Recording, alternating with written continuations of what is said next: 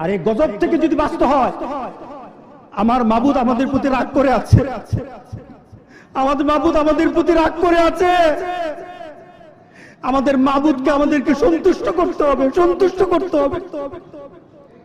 যিনি গজব দিয়েছেন উনি আমাদেরকে বাঁচাবেন। আমরা আমাদের মাবুদকে রাজি করতে হবে। আমরা তওবার মাধ্যমে আল্লাহকে রাজি করতে আর চেষ্টা হব। গোটা পৃথিবীর মুসলমান, আর সময় নাই, আর সময় নাই। আপনি এখন বাংলাদেশের রাস্তাঘাটে হাঁটেন, তুমি এখনো নামাজ পড়ো না, এখনো তুমি মসজিদে ঢুকতে পারো নাই। তুমি কি দেখো না মসজিদগুলি বন্ধ হয়ে গেছে? তুমি ইচ্ছা করলে আর মসজিদে ঢুকতে পারবে না, তুমি ইচ্ছা করলে আবার মসজিদে ঢুকতে পারবে না। দেখো না অনেক মসজিদ বন্ধ হয়ে গেছে। মসজিদে তুমি যদি ঢুকতে না পারো, তুমি কি দেখো না আজকে যারা মারা যায় তাদের মৃত্যুর পর তাদের কাছে কেউ যায় না।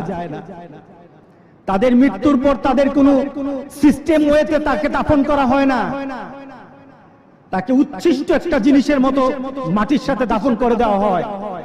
এ মানুষগুলি কাছে যায় না, টেনে টেনে দড়ি ধরে টেনে দিয়ে তাকে গর্তের মধ্যে ফেলে দেয়, তার কাছে যায় না। তুমি কি দেখো না?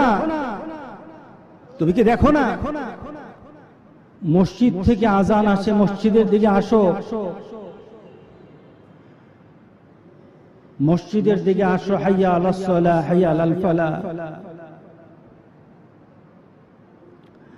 আর এখন মসজিদ থেকে আওয়াজ আসছে, সাল্লু বুয়ুতাকুম, তোমাদের ঘরে ঘরে নামাজ পড়ো। আজকে আমরা জুমার নামাজ পড়ছি, হয়তো অনেকে চোখের পানি ফেলে ঘরে কাঁদতেছে, মসজিদে গিয়ে নামাজ আদায় করতে পারছে না। ফ্রান্স থেকে ফোন দিয়েছে, ঘরে আটকে আছি। ইটালি থেকে ফোন দিয়েছে, ঘরে আটকে আছি। সৌদি আরব থেকে ফোন দিয়েছে, বাইরে যেতে পারি না। আমরা তো এখনো একজনের বাড়িতে আরেকজনে বেড়াই, এখনো আমরা চলাফেরা করতে পারছি। মাবুদের কাছে একটা নিবেদন, মাবুদ আমাদেরকে বন্ধ করে দিও না। এতটুকু যোগ্যতা ক্ষমতা আমাদের নাই। রব্বানা ওয়ালা তুহাম্মিলনা মা লা তাকাতা লানা বিহি, এটা আমাদেরকে দিও না যেটা আমাদের ক্ষমতা নাই, আমাদের নেওয়ার ক্ষমতা নাই।